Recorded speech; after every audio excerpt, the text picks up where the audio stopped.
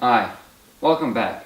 This video can be whether or not you're in high school, middle school, college, or if you're past it and you're just looking to improve your mile time for self-benefit, whatever, this can help anyone. Today, I have 10 tips for you. They're going to improve your mile. They'll also help improve your 800 and your 3200 meter. So this will really help you with any mid-distance to even some longer distance events. But hopefully I'll have some videos coming up on that soon.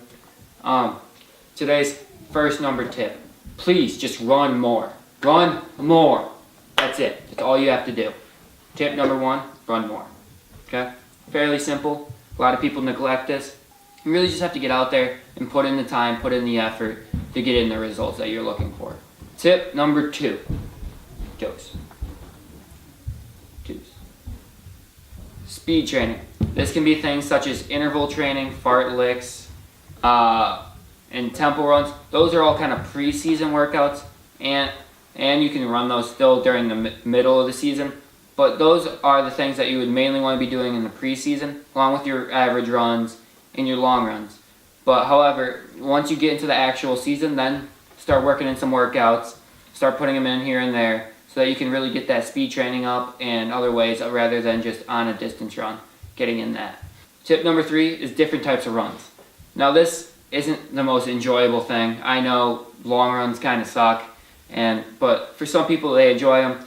Hills are going to be a good thing for you to do as well, and just like the other things in tip number three, those are all going to help you with the different types of runs, getting your body accustomed to different kind of things, because they're all going to help benefit you in the mile. And it's not something where there's just one training thing that you could do. You're going to want multiple different kinds of runs because it's endurance and it's speed. They're all encompassing each other. Oh, that was tip number three. And just like the other things in tip number three, tip number four.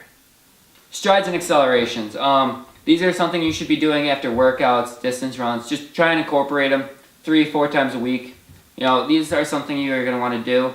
Strides are just basically they're roughly 100 meters. Just start. You can do them in grass on a track. You just go for about 100 meters up, at your goal pace or something like that, so you can get used to running like that. Or there's accelerations, which is basically just a build up and do 100 meters, and every 15 to 20 meters or so, just pick up pace, and that last 20 meters, you want to hit full speed before you bring it back down. Tip number five, something that I find really important, something that I struggle with personally, is running form.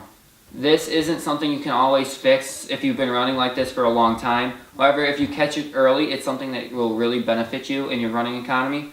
So you're just going to want to do a few drills. Hopefully I have a video coming up in the near future about this.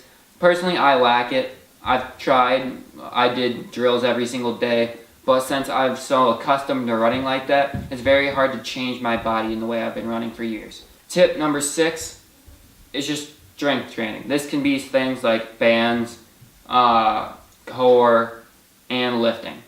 Lifting, I prefer lifting with dumbbell weights only.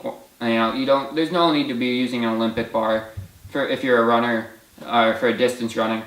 And bands, you can use this to strengthen your glutes and your legs and your hips. Some of those really dangerous spots where you tend to get injured. Building strength there will help prevent injuries. Core is something you're going to want to do almost daily. It's going to be very essential to running a better time. It's really going to help you, and you're really going to feel benefit from doing core every day. Tip number seven, I can't emphasize this enough. Please get in some long runs once a week, whether it's every Sunday, every Saturday. Just get in on some long runs. It doesn't have to be quick. It doesn't have to be fast. It can be as slow as you want, but as long as you're getting that longer run in once a week, you're getting that extra distance in, it's going to make a world of a difference for you. Tip number eight is have a race strategy. You don't want to go in there unprepared, not having a goal or anything in mind. You want to know what you're going to want to do. You're going to want to break things down. Personally, I like to visualize the night before so I know what I'm going to do when I get there. I visualize the warm-up and even the cool down, and I visualize each lap, what times I want to hear. So my race strategy personally, and I even envision this when I'm getting ready, is I like to kick the third lap. Most people's slowest lap is their third. That's why I like to capitalize on it. And that fourth lap, I just kind of try and hold on. And that last 200 meters, then I'll just give it whatever I have left. Most people try and kick just the last fourth lap. Personally, I've never found this effective. But the thing about the mile strategy, there's not one thing that'll work for every single person running the mile. It's really just this thing that you have to manipulate until you can perfect it. It'll take many races to do, and with the more experience you have running the mile, the easier it's going to get to perfect your strategy. Tip number 9, know your goal time. Know what you want to run going into that race. Have a long-term goal, but have one for every single race, so you know what you are going in there to do, so you're not just going in there with no expectations. Have some expectations for yourself so you know what you're striding out to get.